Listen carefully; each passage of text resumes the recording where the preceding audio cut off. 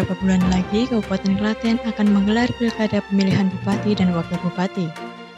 Setelah tertundanya tahapan pilkada karena pandemi COVID-19, sesuai dengan Perpu nomor 2 tahun 2020, pilkada resmi dilaksanakan pada tanggal 9 Desember tahun 2020.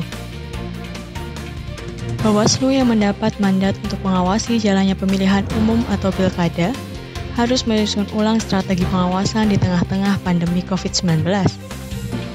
Jumat 26 Juni 2020, Fritz Edward Siregar, anggota Bawaslu RI dengan didampingi Ketua Bawaslu Provinsi Jawa Tengah Fajar Saka, tiba di kantor Bawaslu Kabupaten Klaten pada pukul 16.00 waktu Indonesia Barat. Tujuan kunjungan kerja kali ini ialah untuk memastikan kesiapan Bawaslu Kabupaten Klaten dalam mengawasi jalannya Pilkada 2020. Bertempat di Aula Kabupaten Klaten, Fritz memberikan arahan kepada ketua dan anggota beserta Korsek Bawaslu Kabupaten Klaten untuk selalu semangat dalam melanjutkan pilkada. Semangat ini harus dibagikan kepada semua pihak, tidak hanya dalam rakor saja. Fritz mengatakan pilkada 2020 akan berbeda, karena pandemi COVID-19 berdampak bagaimana kita melaksanakan tugas-tugas koordinasi pengawasan. Perlu adanya improvisasi dan modifikasi dalam melaksanakan tugas pengawasan maupun sosialisasi, sehingga itu akan lebih menarik untuk disimak. Selain itu, Fritz juga mengatakan bahwa salah satu tantangan terbesar dalam melakukan pengawasan Pilkada 2020 ialah dari aspek media sosial. Belum adanya aturan yang membatasi kampanye di media sosial, sehingga memungkinkan bakal calon berpotensi menggunakan media sosial untuk melakukan pelanggaran.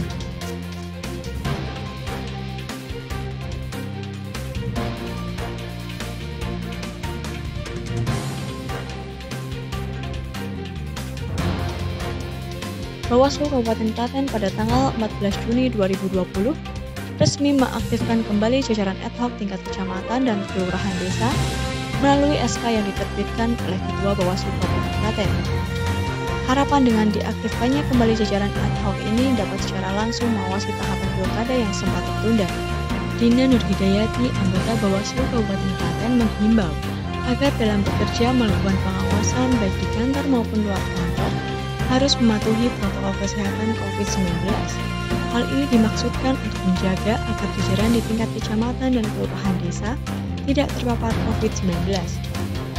Dalam rangka melaksanakan pengawasan lanjutan tahapan Pilkada Klaten tahun 2020 ini, Bawaslu Kabupaten Klaten telah mengaktifkan kembali jajaran ad hoc di tingkat Panwaslu Kecamatan dan Panwaslu Desa Kelurahan di seluruh wilayah Kabupaten Klaten yang berjumlah 479, yang terdiri dari 78 Panwas Kecamatan dan 401 Panwas Desa dan Kelurahan.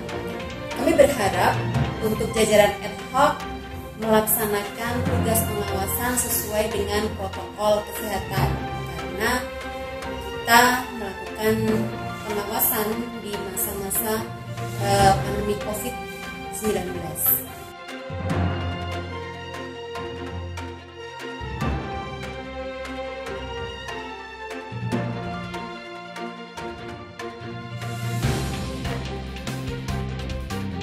Sejak kasus positif corona yang semakin meningkat di Kabupaten Klaten, Bawaslu Klaten telah melakukan serangkaian langkah preventif terhadap penyebaran virus corona.